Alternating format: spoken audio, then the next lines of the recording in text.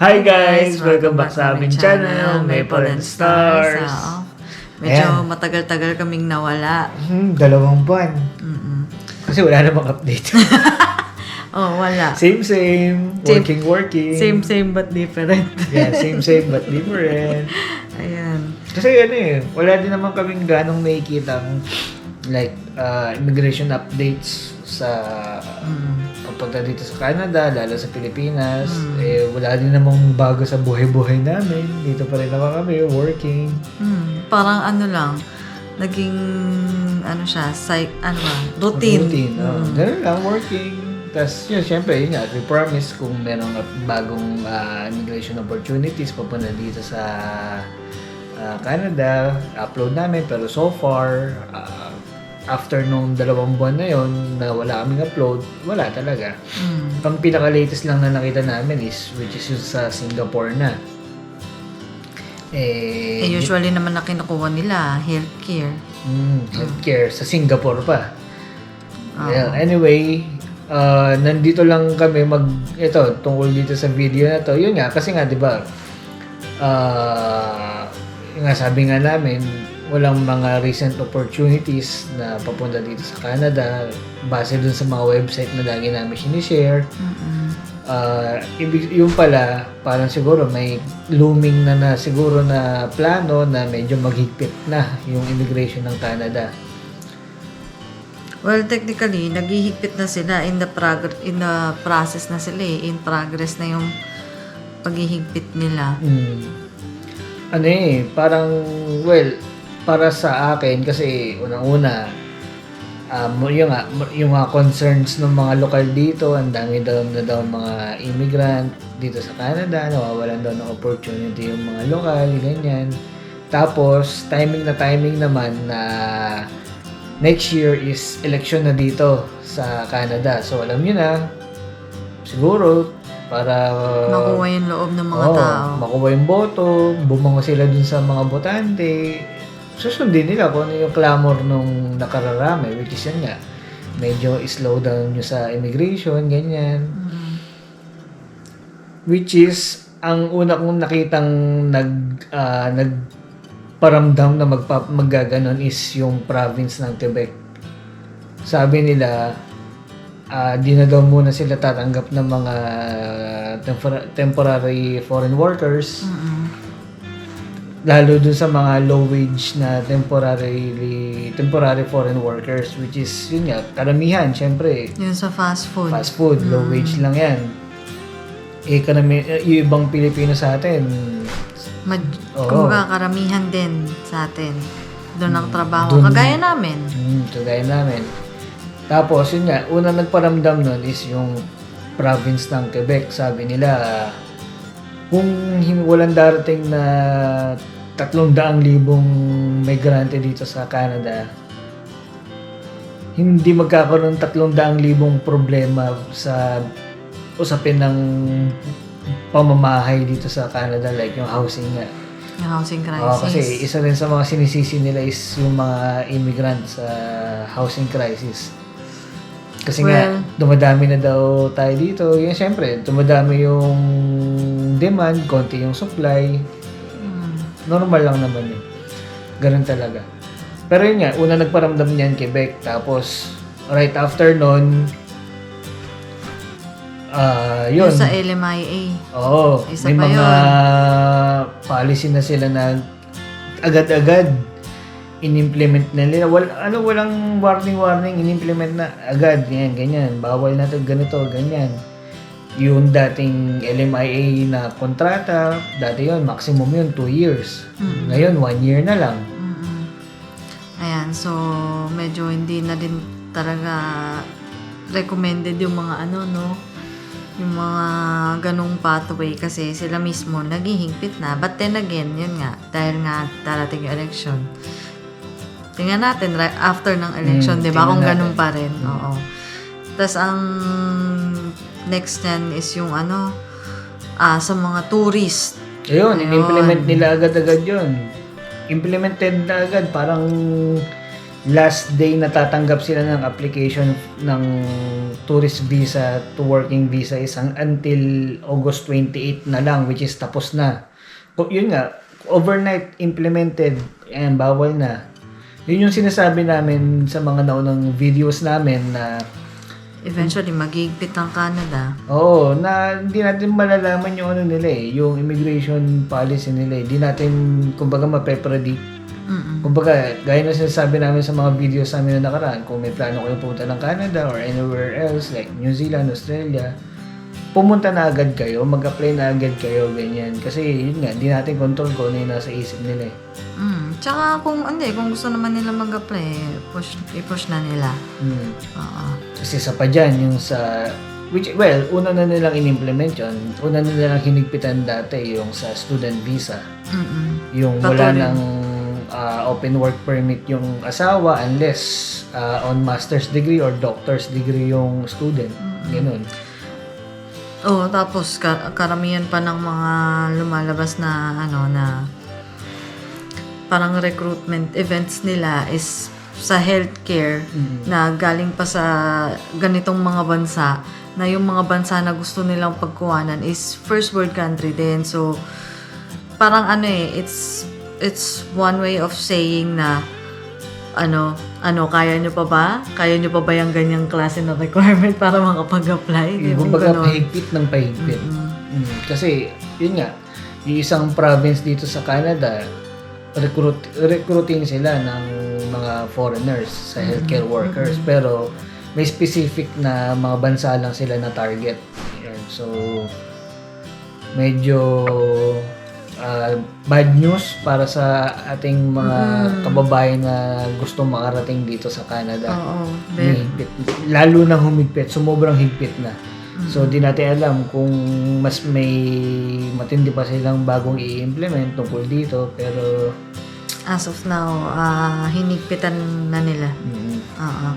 Pero yun, mostly naman ng paghihigpit nila is doon sa mga minimum wage na trabaho. We're guessing pa rin na yung mga nasa field ng trucking, ganyan, ng butchering, gano'n. Welding, I think makakapasok pa rin sila. Kasi hindi yun minimum wage no? Hindi. Ang sabi nila dun sa parang balita is tatanggap pa rin naman ng mga temporary foreign workers basta in specific sector, yun nga, like healthcare, construction, tapos yung mga agricultural related na trabaho or yung mga food distributing or food processing na trabaho, yun tatanggap pa rin naman. Pero talagang hinigpitan nila sa mga hospitality ata, yung hospitality field. Medyo na sila, wag na yan, okay na yan, masyado nang kaya naman yung gawin ng mga local population natin, ganyan. Tapos, yun nga, di ba, nagigipit na nga sila lalo din sa temporary, doon sa mga international student application, nagigipit na din sila. Merong certain provinces na ayaw muna tumanggap ng international students. Ngayon, kumbaga, nagkakaroon na talaga ng crackdown kung tatawagin doon tungkol sa immigration dito sa Canada. Kaya sa ngayon, bad news para sa atin, yun nga, mga nagnanais pumunta dito sa Canada. Medyo mahirap na. Kasi, but then again, yun nga, still hopeful or maybe wishful thinking na maybe after the election magbago mga bagay-bagay. Kasi may trend naman yan Kumbaga, halimbawa na maghigpit sila, di ba? Yung mga businesses owners, aaray sila Kasi, syempre, ayaw nila magbayad ng malaki. Di ba? As a business owner, gusto mo kumikita ka. Gusto mo, hanggat maaari, yung nilalabas mo is nasa mababang halaga, di ba? Hindi, tsaka malaki yung return sa'yo. Kahit may nilalabas kang pera, malaki yung return sa'yo. Kasi kung isipin mo. Hindi, kung di ba? Like, malaki nga nilalabas kung yung return is halos same lang din naman. Di ba? Mas maganda na kung naglalabas sila, mababa lang yung ilalabas nila, di ba? Pero yun nga kasi, syempre, kung ikaw business owner ka, syempre, hanggat maaari, ang isipin mo Titipid is ka. yung pabor sa kumpanya mo, pabor sa negosyo mo. Which is hindi yun yung plano ng... naiintindihan ng karamihan. Kasi kung ako, business owner ako, mag-hire ako from outside ng bansa na to na may experience na extensive na yung background sa ganitong field, edi hinahal ko siya dito, ganyan. Siyempre, yun ang gusto ko, yung marunong na dun sa trabaho, may kakayanan, yun ang kukunin ko. Pero yun nga, ang gusto kasi ng mga ibang tao dito, sila na lang yung kunin yung mga taga dito. Which is, para sa akin, kasi ang mga nag-a-apply lang usually, lalo doon sa trabaho namin, ang mga nag-a-apply lang usually yung mga bagong graduate ng high school, yung mga kabataan ba? Ganon. Or yung mga gusto lang ng part-time, yung gusto lang ng summer job. Which is kung isipin mo, parang hindi siya ganon ka magme-make ng sense as a business owner. Kasi una, yung ibang karamihan doon, walang experience. So, it would take months pa or weeks bago mo sila maasahan talaga totally, and hindi naman sila hindi naman sila tatagal kasi nga part-time sila eh, so hindi yun yung talagang goal nila, which is understandable naman, 'di ba? Pero kung ikaw business owner ka, 'di ba, parang papalit-palit ka ng tao, 'di ba? Kumbaga magko-consume ka magko-consume ka ng magbabayad, ganun din naman yung bayad mo kay on training yan, hindi ganun lang din naman yung bayad, no, di ba? Kumbaga hindi siya as kumbaga bilang isang negosyante, yung ipapatupad ng gobyerno is hindi pabor para sa mga negosyante. Ano ba nangyayari, di ba, mga ang businesses ang bumubuhay sa ganitong bansa, di ba, kahit saan man, di ba? Kapag yan umaray o umayaw, babagsak ang ekonomiya, tapos babalik na naman sila sa ganun, mag-open ng kaya nakikita namin na kaya hindi naman kami like na sobrang in a way negative na at all wala na, kasi may trend at merong cycle, alam mo yun, parang lang, history repeats itself.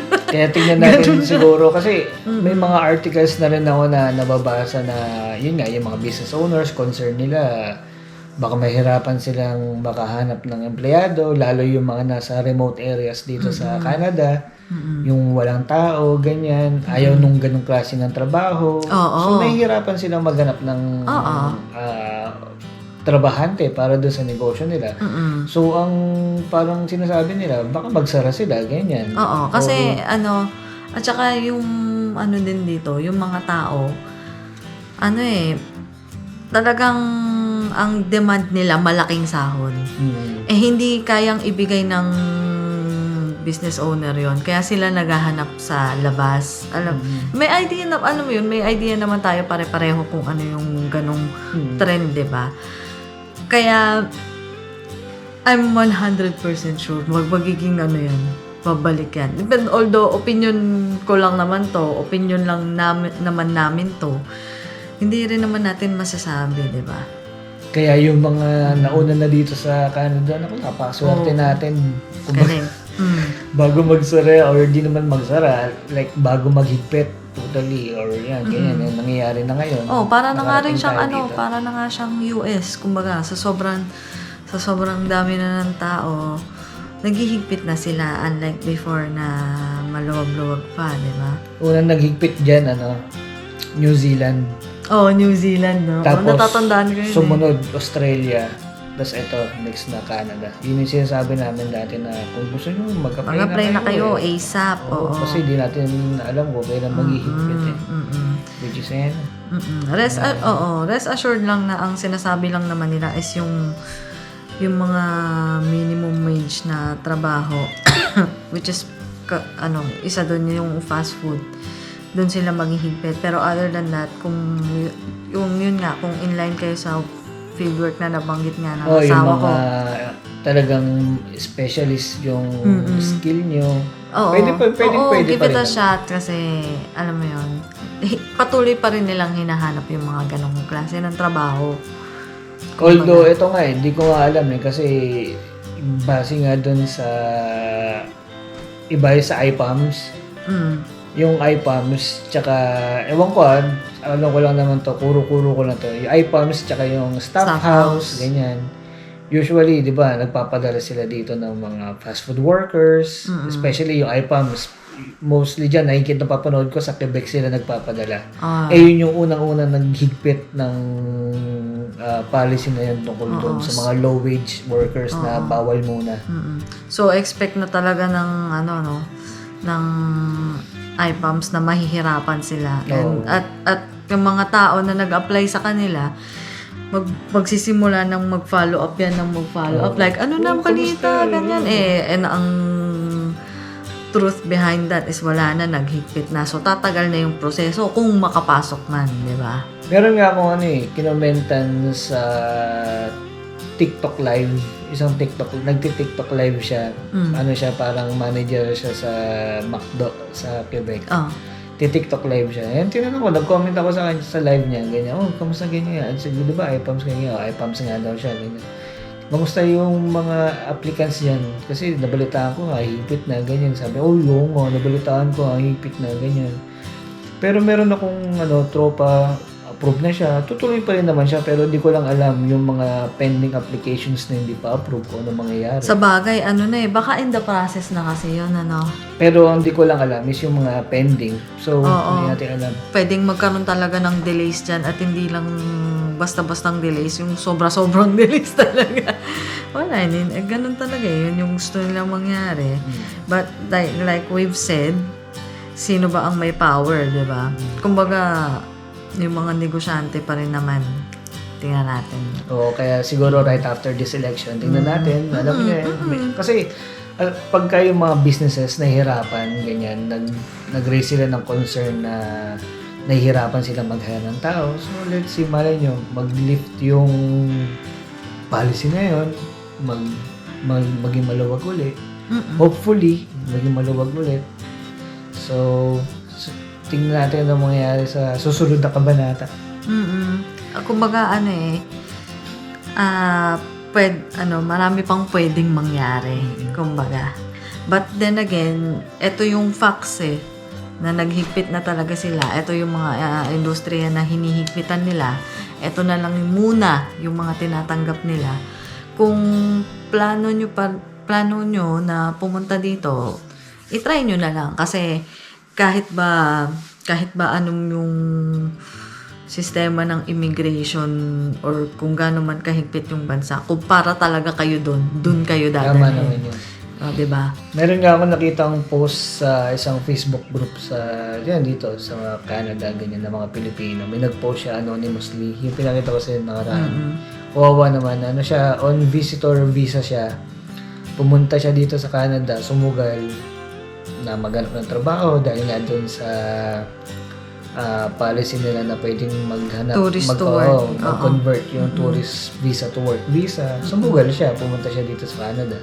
Pero in reality, nahirapan siya makahanap ng trabaho, naubos na yung ipon niya, hanggang sa nawala na siya ng pera. May napag-i-stayan, tapos ang post niya, naghahanap siya ng kahit anong trabaho na cash job or under the table na trabaho para lang makaipon ng pamasahe pa uwi. Kasi naubos yung ipon niya. Naubos daw yung ipon niya nung sumugal siya dito sa Canada. Meron naman siya pinag-i-stayan daw, pero yun nga, ang iniipon na lang niya, ang gusto na niya ipunin is pamasahe. Mabigat yun, yung ganun. Yan, depression, lalo kung sinugal mo yung mo dito. Ipon mo, tas nauwi sa wala.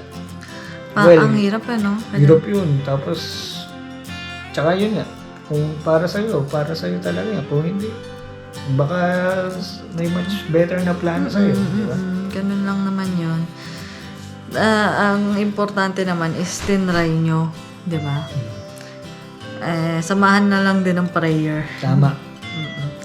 Ako naman, ito, ang sinasabi ko lang naman dito dun sa asawa ko nung nasa Pilipinas kami. Actually, dito ko na lang sinabi sa kanya nung nasa Pilipinas kami kako. Ang dasal ko lang lagi nun, kung mapapabuti kami kako, Lord, sa Canada, sana tuloy nyo kami makapunta ng Canada. Pero kung hindi kami magpapabuti doon or di magiging maayos yung buhay namin doon, okay na kami dito sa Pilipinas. Yun lang yung prayer ko. Hindi ko naman sinabi na dalhin nyo kami sa Canada, Lord. Sana tulungan nyo kami makapunta ng Canada. Hindi. Ang prayer ko noon, kung saan kami mapapabuti, Lord, din nyo kami dalhin. Yun lang sa akin. Oo. Kaya tayo namang mga Pilipino, hindi naman tayo basta-basta sumusuko di ba? Kung plausible, sige, go, push natin yan. Try lang ng try. Pero, then again, you have to, alam mo yun, respect pa rin kung ano yung gusto ng bansa. At saka do your research para hindi rin kayo mahirapan. Ganyan. Kasi yun, kagaya ng isa natin kababayan, naubos yung kanyang ipon. Yeah, I mean, who are we to, di ba? Who are we to judge the person? Kasi, kung para sa pamilya mo di ba? Oo, totoo. Di ba? Kung para sa bubuti ng buhay ninyo ganun talaga Dahil, we know kung gaano kahirap ang buhay sa Pilipinas. Yeah. Ang hirap kaya ng buhay sa Pilipinas. Pero dito rin naman mahirap ang buhay. Oo nga, pero kung ikukumpara mo nga, di ba? Napabuti kasi kami dito Napabuti kami dito tenfold. Ako lalo ako. Ito na naman tayo. Napabuti kami tenfold. Ako, tenfold ako napabuti talaga. 50 pesos. Kaya, biruin mo, 2014 mo. 2014, no? Mga panahon na, medyo, hindi pa ganun kahirap yung ekonomiya. Pero mahirap na, alam mo yun. Kumaga, pupunta ako sa trabaho, wala na agad akong pera. I mean, naantay ko na lang yung next sahod ko, ganyan. Unlike dito, kahit papano, nakakaipon ng onte. Di ba? Dati nga, sa Pilipinas, na ako nun well, siyempre, bago-bago pa lang naman ako nung fresh grad ako noong 2011. Inaantay ko yung sahod ko. Ang dala-dala ko na lang, pamasahe ko. Minsan wala na talaga, zero na. So, gagawin ko, umaga ng sahod, punta ako sa LRT station, doon na ako mag-withdraw ng pamasahe ko kasi wala na olats na Yun yung buhay ko dati, nung fresh grad ako. Buti nga no? Buti nga yung kumpanya na pasukan natin dati, no? Hindi sila delay magpasahod. What if, di ba, mayroong mga kumpanya sa atin na delay magpasahod? Ako yung huli kong trabaho, hindi naman huli kong trabaho, pero yung isa, second to the last. yung isang restaurant na pinagtrabahuan ko, laging delay ang sahod. Di ba parang na yun? Violation talaga. Violation yun, di ba? Kita mo, Violation talaga yun. Di ba? Parang, when you think of it, sobrang prone natin sa abuse. Hindi lang yung abuse na yun, parang tip of the iceberg pa lang yun. But anyway, problema kasi high blood na naman pag naaalala ko. Mahina kasi yung labor system sa atin sa Pilipinas. Hindi siya favorable sa employees. Favorable siya sa employer. Kaya favorable siya sa negosyante, di ba? Yun na yung sinasabi namin. Kaya nakakatabad din mag-file ng mga complaint kasi alam mo walang mangyayari. May balita nga ako na nag-file sila ng complaint sa DOLE. Parang sila pa daw pinagalitan. May ganun. Meron akong balita din na ibang staff na nag-file ng complaint sa DOLE. Wala nangyari kasi may kakilala sila dun sa DOLE. Yun pa, di ba? Sobrang effed up. Kaya, ewan ko. Well, yun lang, na-sway na tayo ng malayo doon sa lang yun mga pinagdaanan namin sa Pilipinas. Lang yung proof lang yun na napabuti kami dito sa Canada. So, thank you, Lord. Tinuloy mo kami dito. Well, anyway, ayun lang as naman. Of now, yan ang sa mga balita namin sa bad inyo. News sa ating mga kababayan. Bumalik lang para sa bad news. Siyempre, kailangan natin i-update yung mga kababayan natin. Siyempre. Pero siyempre, don't lose hope. Oo, don't lose hope. So, kailangan samahan pa rin ng prayers yan. Yes. Build connections, ganon. Do your research, ganyan. At importante, have faith. Yan talaga ang pinaka-importante. Kung para kayo doon, dadalhin kayo doon. Kung hindi kayo para doon, may mas magandang mas maganda kayong mapupuntahan na nakalaan para sa inyo, di ba? So, yun lang guys. Thank you for watching and hopefully maging routine ulit yung mag-upload namin. So, kung para dun sa mga bago namin subscribers o dun sa mga luma pa rin, comment lang kayo sa channel namin, sa comment section kung may mga tanong kayo, message nyo kami, ganyan. We will try to answer as much as possible. Answer. Yes. So, see you guys on our next video. Be sure to like and subscribe. Bye.